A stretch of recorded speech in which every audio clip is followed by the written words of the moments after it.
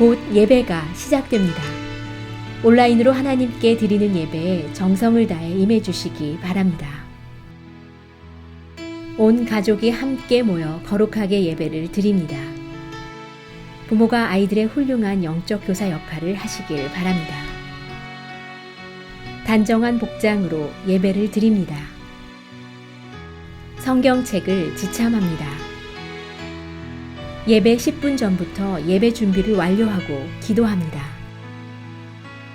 올바른 자세로 모든 순서에 정성을 다해 참여합니다. 핸드폰보다는 TV나 컴퓨터 모니터로 예배를 드립니다.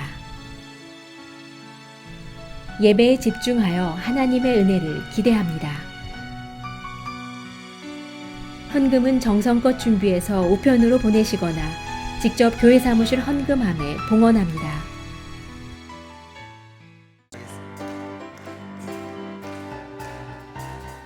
주의 친절한 발레한 기세 우리 마음이 평안하리니 항상 기쁘고 복이 되겠네 영원하신 발레한 기세 주의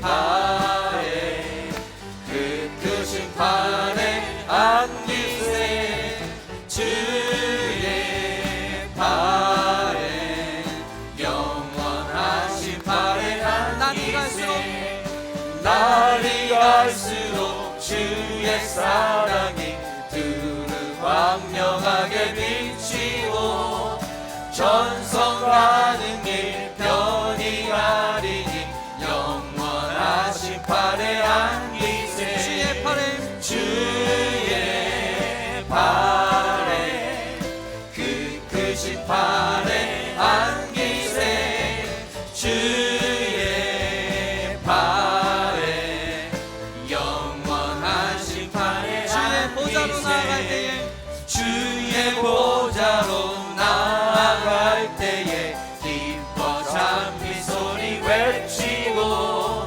겁과 두려움 없어지리니 영원하신 발레한 기세 주의 발에 그 크신 발레한 기세 주의 발에 영원하신 주의 발레한 기세 주의 발에 그 크신 발레한 기세 주의 발에 우리 한번 고백합시다. 주의 발에 그 크신 발레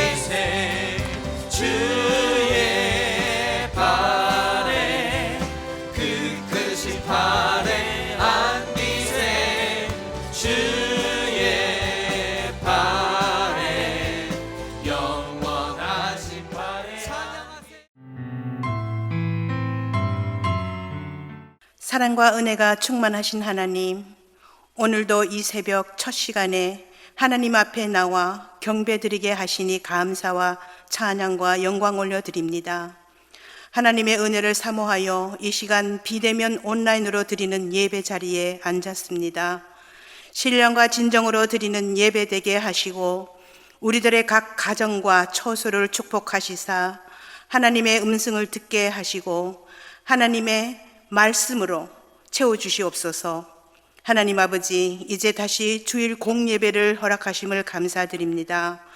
거룩한 성전에서 성도님들과 함께 주일 예배를 드릴 수 있게 해주신 사랑에 감사드립니다. 목회자님들을 비롯하여 형제 자매님들 한 분 한 분 코로나로부터 지켜주시고 안전하게 예배 드릴 수 있도록 보호하여 주시옵소서. 하나님 아버지, 성도님들 중에 병환으로 아프고 힘드신 분들께 친히 찾아주셔서 안수하시고 치유의 손길로 완전히 회복시켜 주시옵소서.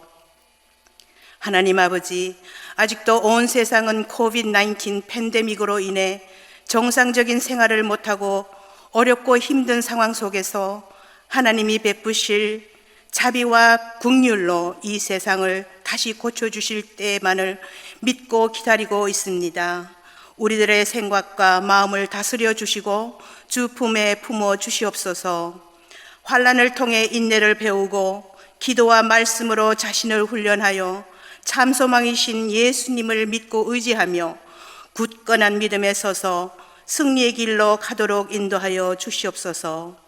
하나님 아버지, 우리 교회 그리스도 연합 감리교회가 117년이 된 해외 최초의 장자교회로서 지역사회와 다른 모든 교회의 본이 되고 영향력 있고 사랑과 은혜가 충만하고 성령 충만한 교회로서 축복의 통로가 되도록 인도하여 주시옵소서. 하나님 아버지, 추수감사절이 코앞에 다가왔습니다. 올해는 팬데믹으로 인해 힘들게 왔지만 그래도 모든 것이 다 하나님의 은혜였음을 깨닫고 감사드립니다. 하나님 아버지, 오늘 우리에게 하나님의 말씀을 선포하실 어미조 전도사님께 성령 충만과 능력에 능력을 더하시사 선포하시는 생명의 말씀이 우리들의 옥토밭에 떨어져 감화 감동되게 하시고 은혜로운 시간 되도록 축복하여 주시옵소서. 감사드리며 구원자이시고 영원한 생명이신 예수 그리스도 이름으로 기도하옵나이다. 아멘.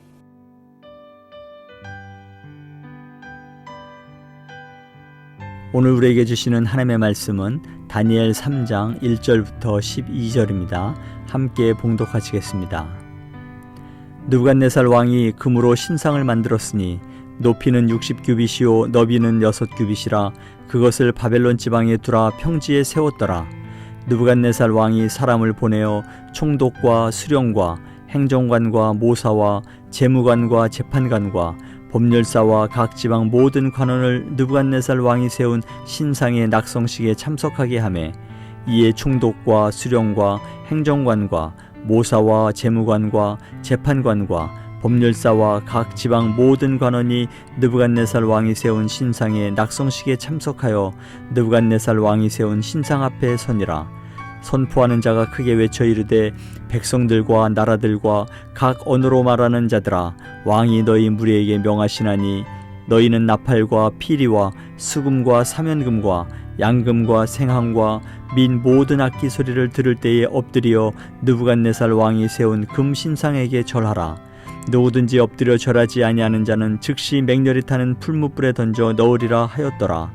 모든 백성과 나라들과 각 언어를 말하는 자들이 나팔과 피리와 수금과 사면금과 양금과 및 모든 악기 소리를 듣자 곧 느부갓네살 왕이 세운 금 신상에게 엎드려 절하니라.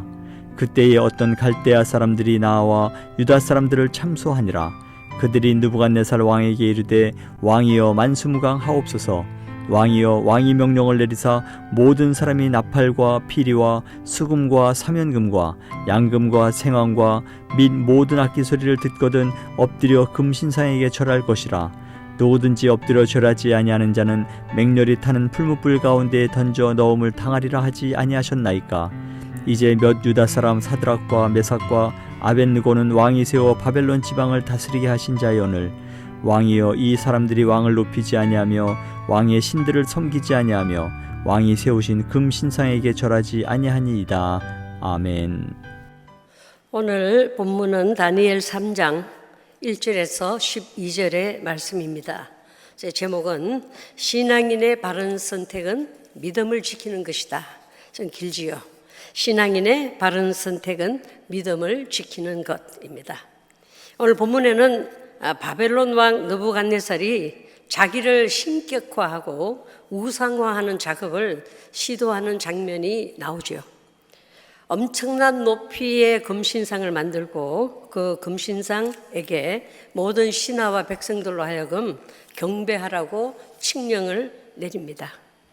그래서 오늘 본문을 이해하기 위해서는 어제 본문을 한 번 더 기억해야 할 것 같습니다.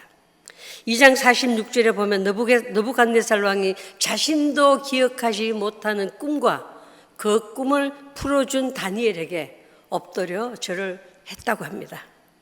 다른 갈대아 술사들은 왕이 꾼 꿈을 말해주면 그 꿈을 해석하겠다고 했는데 다니엘은 그렇지 않았지 않습니까? 왕에게 시간을 달라고 하면서 하나님께 기도하고 하나님의 응답을 기다리는 시간을 가졌던 다니엘을 기억해야 합니다. 근데 2장 47절에도 보면은 그 꿈을 풀어준 다니엘에게 왕이 이렇게 말하죠. 왕이 대답하여 다니엘에게 이르되 너희 하나님은 참으로 모든 신들의 신이요 모든 왕의 주제시로다. 내가 능히 이 은밀한 것을 나타내었으니 내 하나님은 또 은밀한 것을 나타내시는 이시로다 라고 하나님을 찬양을 합니다. 그리고 다니엘에게는 귀한 선물도 주고 바벨론의 모든 도를 관장하는 그 총리로 삼았고 또 다니엘의 세 친구들에게는 다니엘의 요구대로 각 도의 총독으로 세우고 다니엘은 모든 박사들의 책임자가 되었습니다. 그런데 오늘 3장에 보면 내 하나님은 참으로 모든 신들의 신이고 왕의 주제시라고 했던 느부갓네살 왕이 금신상을 만들어서 낙성식에 총독과 수령과 행정관과 모사와 재판관과 법률사와 각 지방 모든 관원들을 불러놓고 왕이 세운 금신상에 절을 하라고 하시오. 무엇이 그로하여금 금신상을 만들고 모두에게 절하라고 했을까요? 하나님께 도전장을 낸 것 아닌가 생각이 되기도 합니다. 느부갓네살 왕은 하나님께서 그에게 권세와 능력과 영광을 주어 바벨론 당대 세계에서 가장 강력한 자리에 앉게 되었습니다. 다시 2장 37절 38절을 보면 다니엘이 느부갓네살 그 왕의 꿈과 해석을 해석하기 전에 그 꿈과 꿈을 해석하기 전에 왕에게 대해서 이렇게 말을 하잖아요. 왕이여 왕은 여러 왕들 중에 왕이시라. 하늘의 하나님이 나라와 권세와 능력과 영광을 왕에게 주셨고 사람들과 들짐승과 공중의 새들 어느 곳에 있는 것을 막론하고 그것들을 왕의 손에 넘기사 다 다스리게 하셨으니라고 합니다. 하지만 이 왕은 다니엘의 꿈 해석을 통해서 하나님의 계획과 뜻을 전달받고 하나님의 놀라운 영광을 경험하고 다니엘을 왕궁에 두었지만 자신은 변하지 않았던 것입니다. 꿈에 보았던 그 큰 신상의 미련이 남았을까요?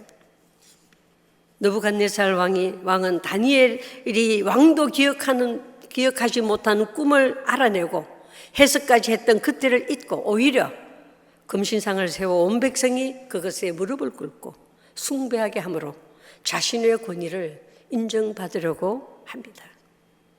쉽게 말해서 하나님께서 주신 권위를 자신이 인정받으려고 자신의 권위를 내세우는 잘못을 저지르는 것과 같지요. 2절, 3절, 5절, 7절에 보면 느부갓네살 왕이 세운 신상이라고 오늘 짧은 본문에 5번씩 언급되는 것을 보면 알 수 있습니다. 느부갓네살 왕이 세운 신상이라고 합니다.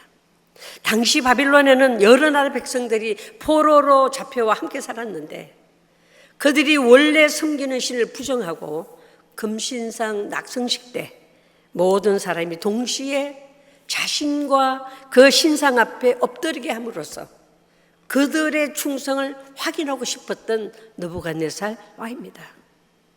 그리고 누구든지 신상 앞에 엎드려 절하지 아니하면 맹렬히 타는 풀무불에 던져 넣을 것이다 라고 합니다.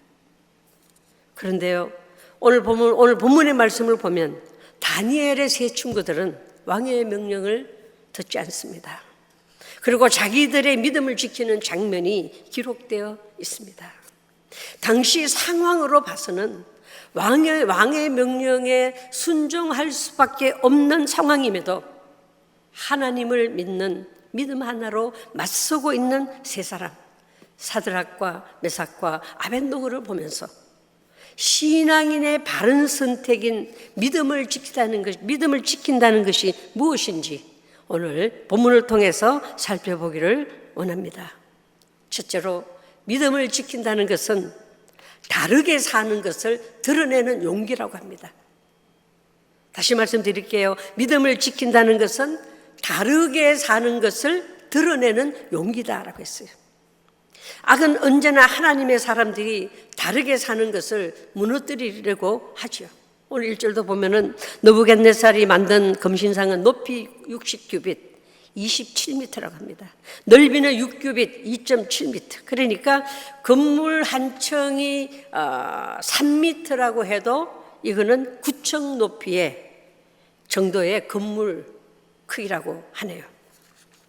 그래서 바벨론 지역 넓은 두라 평지에 9층 높이의 금신상을 세우는 느부갓네살 왕은 그것을 보면서 무슨 생각을 했을까요? 앞서 말씀드린 것처럼 느부갓네살은 다니엘의 꿈 해석을 듣고 하나님은 신 가운데 신이요 모든 왕 가운데 어떤가는 왕이시며 비밀을 드러내시는 분이라고 하나님을 찬양하기도 했지만 이 상황을 보면은 그 하나님의 그 자리를 차지하려고 하는 모습이 거기에 보입니다. 여기서 깨닫는 것은 그래요. 거듭나지 않아도 찬양도 하고 감동도 받고 눈물도 흘릴 수 있다는 것을 우리가 보게 되지요. 야고보는 뭐라고 했습니까? 행함이 없는 믿음은 그 자체가 죽은 것이라고 했습니다. 그냥 일시적인 감정에 빠진 것을 두고 믿음으로 착각하지 않기를, 믿음으로 착각하지 말라는 말씀이지요. 많은 성도들이 성경 공부와 설교를 통해 들은 성경에 관한 지식과 머리에 쌓아둔 성경 지식을 믿음이라고 착각하고 있습니다. 여러분, 그러나 말씀으로 살아서 경험되지 않는 지식이 능력으로 나타나지 않으며 단지 창고에 가득 찬 물건처럼 머리에만 가득 차 있는 것은 믿음이 아니라는 것이죠. 우리가 가지고 있는 모든 성경의 지식이, 머리에 있는 모든 지식이 믿음이 되기 위해서는 행함이 있어야 한다라고 했습니다. 말씀을 살아낼 때에, 생활 속에서 말씀대로 살아갈 때에 믿음이 성장하고 삶 속에서 하나님의 뜻을 이룰 수 있음을 믿으시기를 바랍니다. 7절에 보면은 드디어 황금 신상이 두라 평지에 높이 세워졌고 어마어마한 인파가 몰려듭니다. 나팔과 피리와 각종 악기 소리가 나자 너도 나도 그 신상에게 절을 합니다. 대단한 장면이죠. 수요일 날이든가 우리 김창룡 전도사님께서 이 다니엘서를 역사적인 드라마 한 장면으로 말씀을 하셨는데, 그래요. 우리가 계속해서 역사 드라마를 볼 때에 그 장면들을 우리가 생각하면, 그려보면 이 다니엘서 이해가 훨씬 더 쉽지 않을까 싶습니다. 모두가 금신상 앞에 엎드려 절할 때 다니엘의 세 친구는 절하지 않습니다. 이런 상황 가운데에서 믿음은 무엇인가? 다르게 살기를 작정하는 것이죠. 그래서 믿음은 용기가 필요하다는 것입니다. 특히 그것이 악한 일일 경우, 거짓된 일일 경우, 그것이 하나님을 대적하는 일인 경우, 모두가 그것을 따라갈 때에 믿음은 그것을 따르기를 거부하고 있는 것이 바로 믿음이라는 것이죠. 이것이 다른 것입니다. 이 믿음을 지킨다는 것은 말씀을 앞세워서 다르게 행동하는 것임을 믿으시기 바랍니다. 찬송가도 있죠. 주의 약속하신 말씀 위에서 어떻게 살아간다고요? 성령 인도하는 대로 행하며 했어요. 내 지식과 내 생각과 나의 어떤 뜻대로 행하는 것이 아니라 주의 약속하신 말씀 위에서 성령이 인도하는 대로 행하는, 그것이 바로 믿음을 지키는 것인 줄 믿으시기 바랍니다. 그래서 우리 주님이 산 위에 있는 동네가 숨겨지지 못한다고 하셨어요. 모두가 나의 믿음을 보게 된다는 것입니다. 같은 성도들에게도 믿음이 나타나고 하나님을 모르는 불신자들 앞에도 믿음이 드러나게 된다는 것이죠. 그래서 이 믿음으로 세 사람은 그 시간 엎드리지 않았다라는 거예요. 성령께서 인도하시는 대로 엎드리지 않았다라는 것입니다. 그들의 눈앞에는 30m짜리 신상만 보인 것이 아닙니다. 300m 아니 3000m보다도 더 크고 높으신 하나님이 보였던 것이었지요. 온화없기는 우리에게 찾아오는 육신의 정욕과 안목의 정욕과 이생의 자랑들이 금신상처럼 우리를 유혹하는 세상 앞에서 세상을 주관하시는 하나님을 먼저 볼 수 있는 우리 모두가 되기를 간절히 소원합니다. 내 눈 열어 주를 보게 하소서. 내 귀를 열어 주의 음성을 듣게 하소서. 내 입을 열어 주를 선포하게 하소서. 예수의 이름으로 담대히 맞설 수 있게 하소서.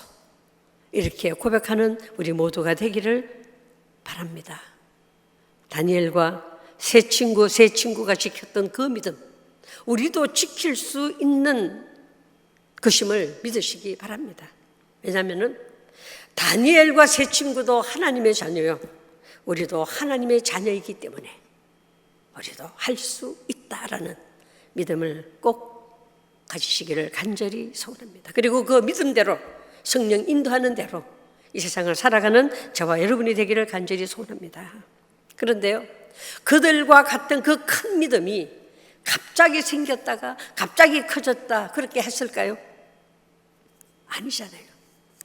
다니엘서 1장과 2장에 보면은 그들은 이미 자기 하나님을 경험했던 것이에요. 기억하지 않습니까? 왕의 진미와 포도주를 안 먹기로 뜻을 정했던 때가 있었잖아요. 왕이 내린 음식은 신전에 바쳐진 제사 음식이기 때문에 모두가 왕의 음식을 받아 먹을 때 네 사람은 다르게 말하죠. 10일간 왕의 기름진 음식을 안 먹고 채소만 먹기로 결단을 했습니다.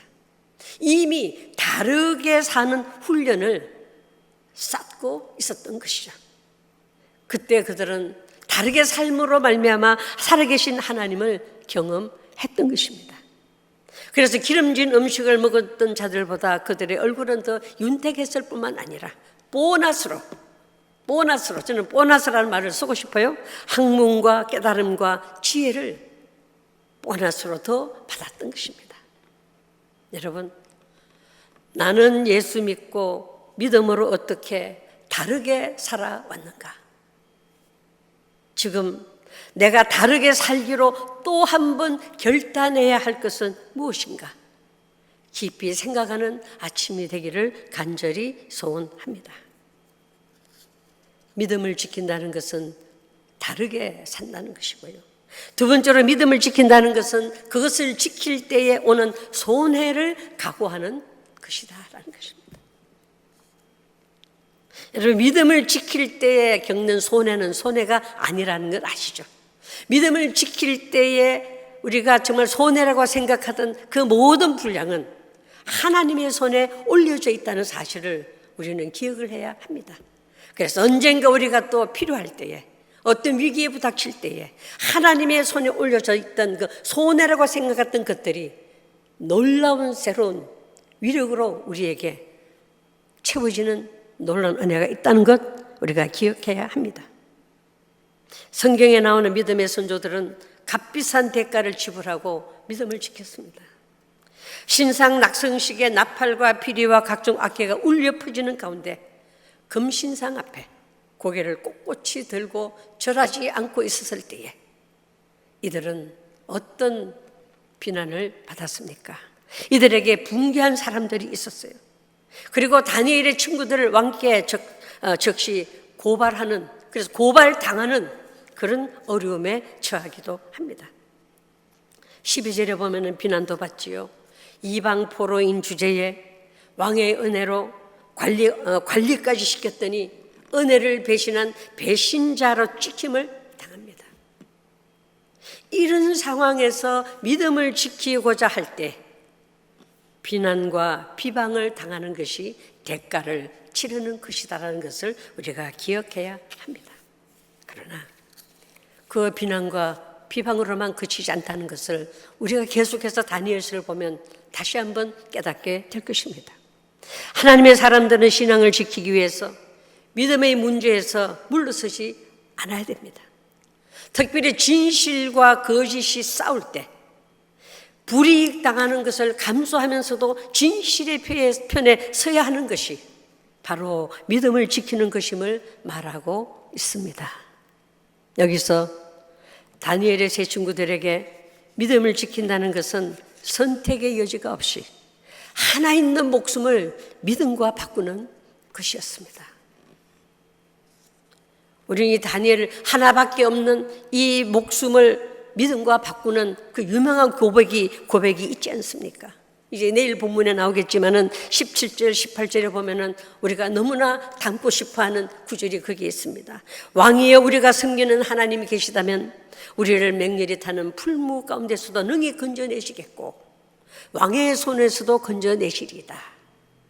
그러나 그렇게 하지 아니하실지라도 우리는 왕의 신들을 섬기지 아니하고 왕이 세운 금신상에 절하지 아니할 줄 아옵소서. 이런 믿음을 강구하는 이 아침이 되기를 간절히 소원합니다.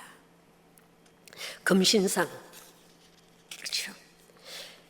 현대를 살아가는 우리들에게는 어떤 모습으로 다가올까요?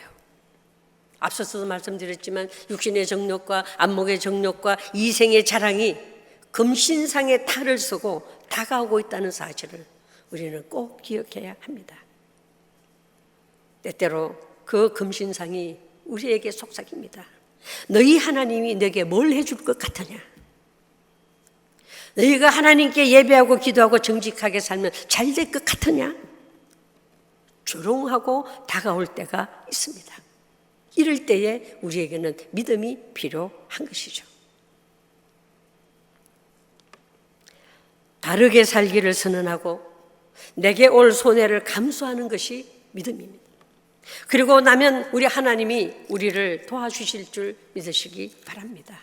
그리고 우리가 위기는 기회다라는 말들을 많이 듣고 특별히 이 코로나 사태에 있는 이 상황에서 여기저기에서 위기는 기회다라는 말을 많이 하고 쓰여진 그 표어들을 많이 보기도 합니다. 그러나 여러분 기억해야 됩니다. 위기는 기회다라는 말은 아무에게나 해당되는 말이 아니라는 것이에요.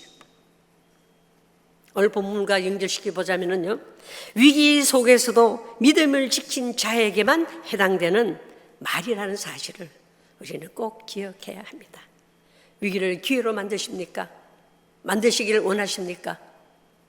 그렇다면 본인의 믿음을 다시 한번 되돌아볼 수 있기를 간절히 소원합니다. 위기 속에서도 믿음을 지킨 자에게만 해당되는 위기는 기회다라는 것을 여러분의 것으로 만들 수 있기를 간절히 소원합니다. 우리는 모두 하나님께서 부르심에 합당한 자로 여김을 받았습니다. 부르심에 합당한 자격이 있다는 것이 아니라 여김을 받았다는 것에 우리는 감사해야 할 것입니다. 일꾼으로 불러주셨음에 믿음을 지키는 자가 되어야 할 줄 믿습니다. 여러분, 일꾼에는 세 종류가 있다고 합니다. 어떤 종류냐면요, 일꾼은 세 종류가 있는데, 첫째는 자신을 위하여 일하는 자가, 둘째는 일을 위해서 일하는 자, 셋째는 하나님을 위하여 일하는 자입니다. 여러분 어디에 속하고 계신지요? 자신을 위해서 일하고 있습니까? 일을 위해서 일을 위하여 일을 하고 있는지요? 아니면 하나님을 위해서 내가 일을 하고 있다고? 모든 삶의 분야에서 어떤 직종이든지 거기에서도 하나님의 이름을 위해서 일하고 있다고 생각을 하는지요? 그렇다면 정말 하나님을 위하여 일꾼된 자는 하나님의 심부름을 받고 태어난 생명이라는 거죠. 여러분, 하나님이 심부름꾼이 된 것에 감사해야 될 줄 믿습니다. 그러면 하나님께서 내게 무슨 심부름을 시키셨을까? 하나님께서 내게 무슨 심부름을 시키시려고 이 땅에 나를 보내셨을까? 생각해 보아야 할 것입니다. 나의 무엇을 믿고 심부름을 시켰을까요?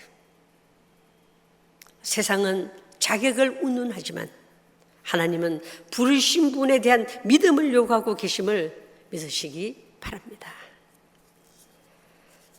하나님의 심부름꾼은 심부름을 완수할 때까지 주를 위해 죽고 주를 위해 사는 것입니다. 여러분, 키에르 케고르라고 하는 코펜하겐 대학의 그분이 대학의 신학생 시절 때 그 한 22세 되었을 때 일기라고 합니다. 짧은 글이 있는데요. 이렇게 적혀 있습니다. 온 천하가 다 무너지더라도 내가 이것만은 꼭 붙들고 놓을 수가 없다. 내가 이것을 위해 살고 이것을 위해 죽을 수 있는 나의 사명을 발견해야 한다. 여기에서 우리 그리스도인에게 이것은 무엇일까요? 우리는 바울에게서 대답을 듣습니다. 살아도 주를 위하여 죽어도 주를 위하여 살고 죽나니 사나 죽으나 주의 것이로다. 이때에 우리는 무엇을 보고 무엇을 붙들어야 할까요? 어제 어느 집사님과 전화로 신앙 얘기를 이런저런 이야기를 하다가 어떻게 지내십니까? 힘들진 않으세요? 직장은 아직까지 있으신지요? 어떻게 입에 풀칠을 하나요? 그런 이야기를 나누다가 제가 그분을 통해서 엄청난 은혜를 받았습니다. 잊을 수가 없어요. 그분은 코로나 사태로 인해서 경제적, 심적 어려운 고비를 넘기면서 깨달은 것이 있다고 해요. 지나온 전도사님, 지나온 삶을 되돌아보니까요, 지금까지 내가 하나님의 손을 느슨하게 잡고 있었어요.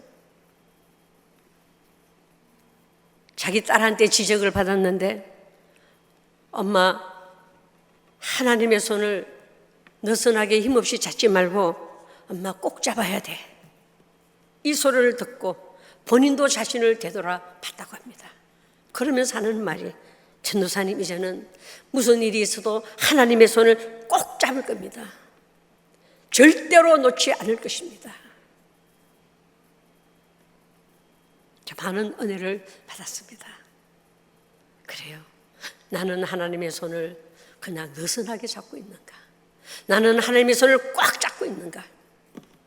여러분은 하나님의 손을 어떻게 잡고 계신지요? 신앙은 결단을 요구합니다. 왜냐하면 세상은 우리를 노려보고 있기 때문이죠. 시시때때로 육신의 정욕과 안목의 정욕과 이생의 자랑의 요소들이 금신상처럼 다가오고 있습니다. 어떻게든 하나님의 사람들을 그런 금신상 앞에 절하게 하고 넘어뜨리려고 기회를 엿보고 있는 이럴 때일수록 나는 지금 하나님의 손을 꽉 잡고 있는가? 느슨하게 잡고 있는가? 우리도 그렇잖아요. 누가 이렇게 연인들끼리 가더라도요, 손을 이렇게 한쪽이 손을 느슨하게 잡으면 한쪽도 느슨하게 잡습니다. 그러나 한쪽이 손을 꽉 잡으면 또 다른 쪽도 손을 꽉 잡습니다. 위기를 기회로 만드는 힘은 믿음을 지키는 것에서부터 시작되는 것임을 기억하는 우리 모두가 되기를 간절히 소원합니다. 오늘은 하루 종일 나는 하나님의 손을 느슨하게 잡고 있는가? 힘없이 잡고 있는가? 아니면 나는 하나님의 손을 예전이나 지금이나 힘있게 꽉 잡고 있는가? 자신을 되돌아볼 수 있는 귀한 이 아침이 되기를 간절히 소원합니다.